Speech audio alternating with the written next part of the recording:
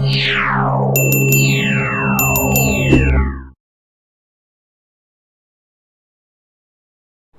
morning and Assalamu alaikum, boys.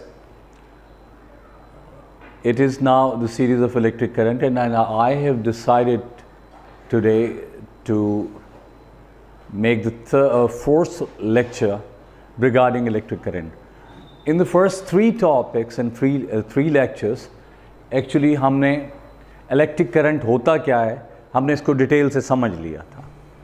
और if I quickly revise this all, then we decided and we learned what is the definition of electric current. So we stated that electric current is the rate of flow of charge. Then I make you understand कि charge को move कैसे करवाया जा सकता है. So उसके लिए I told you the concept and the idea of electric field. So in solid conductors like copper wires, what we study in the O level, we saw that an electron is the source mainly which is carrying energy. So electrons जो कि energy carry कर रहा है उसे move करवाना है copper wire में, तो उसके लिए हमें positive और एक negative field की permanently requirement है हमारे लिए. So उसके discuss करने के बाद when we stated that electric charge that starts flowing, now here comes two ideas. I have bifurcated this whole topic electric current into few chunks. ये मेरा उस series का आपका चौथा lecture है. इसमें I will make you able कि measurement और calculation electric current की किस तरह से करते हैं. As far as measurement is concerned, so it is all about an instrument. क्योंकि measurement हमेशा किसी instrument के through होती है. तो जो instrument हम इसके लिए use करते हैं, I can see you here कि ये आपके पास जो मीटर है ये मिली एम मीटर है. याद रखिए इसका सिंबल जो हम यूज़ करते हैं मेजरमेंट के लिए वो है एक circle which is centered with the letter A and two wires by sides. So this symbol is for ammeter. An ammeter is an instrument which is used to measure the electric current. और practically मैंने आप लोगों के लिए ये दो select किए हैं.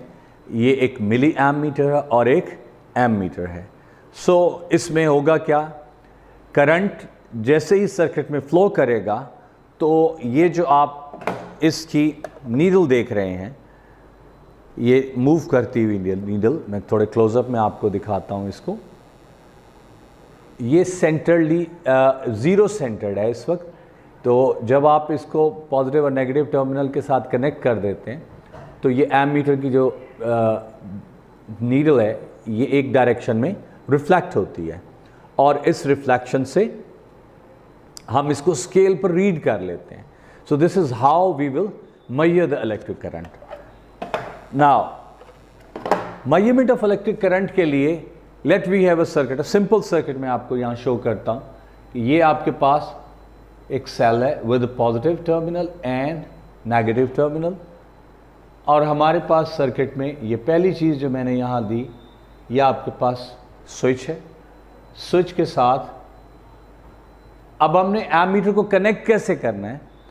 Number one, measurement of an electric current requires ammeter to be connected in series, यानी head to head एक ही रास्ता है इलेक्ट्रॉन्स के लिए फ्लो करने का. So when I connect ammeter, let's say इसके बाद ये एक हमारे पास फिलामेंट बल्ब है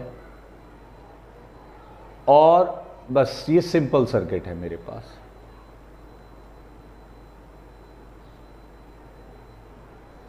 इस सिंपल सर्किट में ये एमीटर तब वर्क करेगा जब ये स्विच हम क्लोज कर देंगे. After switching the current on in the circuit on, ammeter में से ये इलेक्ट्रॉन कन्वेंशनली अगर हम डिस्कस करें तो ये फ्लो हो गया, ये कन्वेंशनल फ्लो हो गया. अब ये चार्जेस का फ्लो ये एमीटर आपका रजिस्टर करेगा और यहाँ जो भी वैल्यू आपके पास आएगी स्केल पर वो हम नोट कर लेंगे। तो since we have only one path, तो जितना चार्ज एक दफ़ा इस वायर का फ्लश आउट होना है सर्किट में, वो हर कंपोनेंट में से उतना ही पास होना है। मीन्स द वैल्यू और the magnitude of electric current in the series circuit it remains same. यानी अगर लेट से 0.5 एम्पियर है तो 0.5 एम्पियर स्विच में से भी पास करना है, एमीटर से भी पास करना है, बल्ब से भी और इस वायर से भी, और फिर ये नेगेटिव टर्मिनल तक आना है। So this is how we can measure the amount of the electric current or the magnitude of electric current in the closed circuit. Now, ये एक एस्पेक्ट है। अब अगला एस्पेक्ट आपके पास क्या है? कैलकुलेशंस का। अच्छा, कैलकुलेशंस किस तरह से की जाएंगी? Calculation involves formula